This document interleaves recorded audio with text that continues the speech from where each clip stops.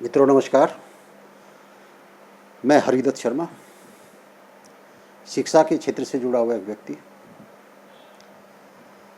आज आपके सामने 2 मिनट में बातचीत करूंगा और टॉपिक बात का ये होगा, शीर्षक ये होगा कि कभी भी खत को देख करके उसका मजमून नहीं लगाना चाहिए, लिफाफे को देख करके उसके कंटेंट को नहीं सोच लेना चाहिए कि इसके अंदर क्या है।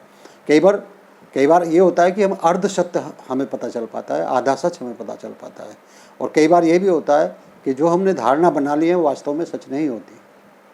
एक कहानी के माध्यम से इस बात को थोड़ा सा आपके सामने एक्सप्लेन करना चाहूँगा।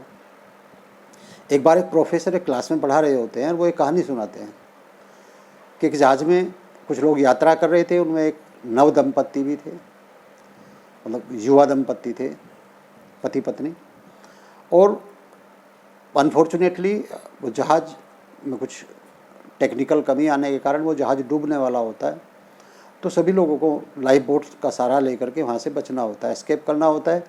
जब वो दंपत्ति का उस पर चढ़ने का नंबर आता है तो उस समय लाइफ बोट में केवल एक सीट बची होती है। अब 2 हैं वो, चूँकि पति पत्नी, लेकिन लाइफ बोट में केवल एक सीट है तो कोई एक जा सकता है। अब डिसीजन ये लेना था कि दोनों में से कौन जाए। तो डिसीजन करने से पहले ही जो पुरुष था, यानी जो पति था, उसने लाइफ बोट में छलांग लगा दी और लाइफ बोट वहाँ से चल देती है। अब लाइफ बोट जब चलती है तो आप अनुमान लगा सकते हैं। प्रोफेसर पूछते हैं कि बताइए पत्नी ने क्या कहा होगा। अब बहुत सारे स्टूडेंट्स का एग्जाम जो रिप्लाई था, रेस्पॉन्स था, वो ये था कि पत्नी ने ये कहा होगा कि I hate you, you are selfish, आप स्वार्थी हैं, मैं आपसे घृणा करती हूँ।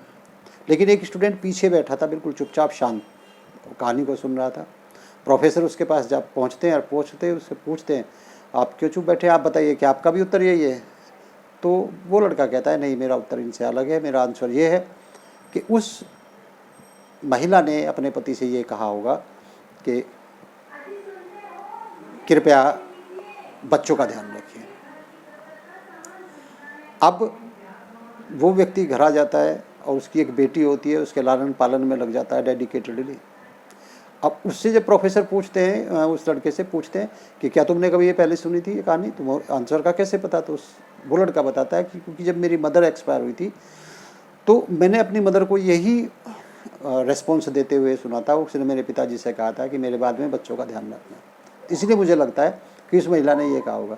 उनकी एक बेटी थी, वो बेटी का लालन पालन करता है और अच्छे से उसकी परवरिश करता है।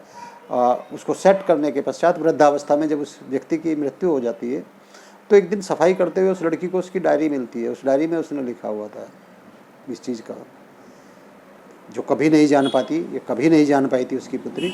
तो उस डायरी में उसने लिखा था कि मेरी पत्नी एक जानलेवा बीमारी से ग्रसित थी। यदि मैं जहाज़ पर रुक करके अपनी पत्नी को लाइफ बोट से भेज देता तब भी वो 1 या 2 साल बाद मृत्यु को प्राप्त हो जाती और मैं उस जहाज़ की दुर्घटना में मृत्यु को प्राप्त हो जाता, तो मेरी पुत्री का लालन पालन की जिम्मेदारी कौन उठाता। इसलिए मुझे दिल पर पत्थर रख करके यह निर्णय लेना पड़ा कि मैं अपनी पत्नी को छोड़ करके, जबकि मैं अपनी पत्नी से बहुत प्यार करता था, अपनी पत्नी को छोड़ करके मैं लाइफ बोट में कूद गया था, जिससे कि मैं अपनी बच्ची का लालन पालन कर सकूं, उसको एक नई ज़िंदगी दे सकूं, उसको उसके जीवन में उसको स्थापित कर सकूं, सेटल कर सकूं।